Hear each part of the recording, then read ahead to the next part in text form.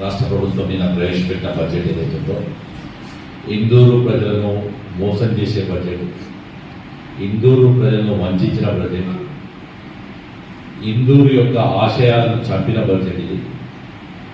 ఈ మూడు, ఎందుకంటే ఈ బడ్జెట్లో 3,42,000 కోట్లు పెట్టిన రేటు చెప్పినటువంటి ఒక 300 కోట్లు బడ్జెట్ పెట్టి ఎన్ఎస్ఆర్ షుగర్ ఫ్యాక్టరీ జరిగిపోయారు. ఒక 500 కోట్ల బడ్జెట్ పెడితే ఇక్కడ లక్షలాది మంది ఉన్న నా గల్పన్న గల్ప కార్మికుల ఉపాధి వచ్చేది. ఒక 100 కోట్లు పెట్టుంటే లక్షల మంది దుబాయ్ అబ్రాడ్ వెళ్ళినందుకు అటు హైదరాబాద్ భాగ్యనగరం కానీ శంషాబాద్ కానీ ఈ ప్రాంతానికి పోయే అవసరం లేకుండా ఎయిర్పోర్ట్ ఏర్పడేది. ఒక 100 కోట్లు పెట్టుంటే బైపాస్ కంప్లీట్ అయ్యి ఇందూరు నగర ప్రజలు సుమారు 5-6 లక్షల మంది ప్రజలు ఇబ్బంది పడకుండా ఉండేవారు. కానీ ఈ బడ్జెట్లో ఇవి ఏమీ లేవు, కేవలం కాలయాపన. గత సంవత్సరం బడ్జెట్ను అనుకోకుండా మళ్ళీ దాన్నే చదవడం జరిగింది, అంతే తప్ప ఈ బడ్జెట్లో ఎలాంటిది లేదు. ఇందూరులో రైతాంగానికి 549 కోట్ల రూపాయలు పిఎం కిసాన్ సమృద్ధి యోజన కింద ఇవ్వడం జరిగింది. ఇందూరులో సుమారు దగ్గర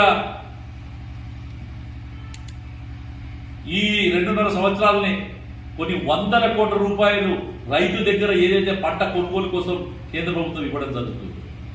కొన్ని 1000 కోట్ల రూపాయలు డబ్బులు కేంద్రం ఏదైతే ఎరువుల మీద కానీ మిగతా దాని మీద సబ్సిడీ ఇవ్వడం జరుగుతుంది.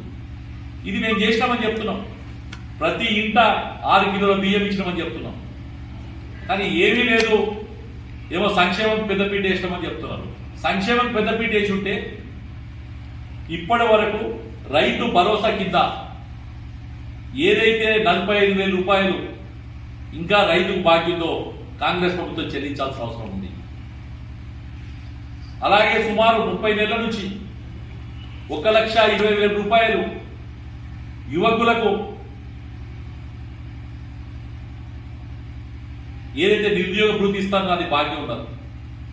సుమారు 75,000 రూపాయలు మహిళలకు 2,500 రూపాయలు ఇస్తామని బాకీ ఉండదు. సుమారు 60,000 రూపాయలు ప్రతి పెన్షన్దారికి 2,000 నుంచి 4,000 రూపాయలు చేస్తామని బాకీ ఉన్నారు. ఇవి అన్నీ కూడా కాంగ్రెస్ పార్టీ చెప్పిన ఇదే. ఇక తులం బంగారం అయితే లెక్కలేదు.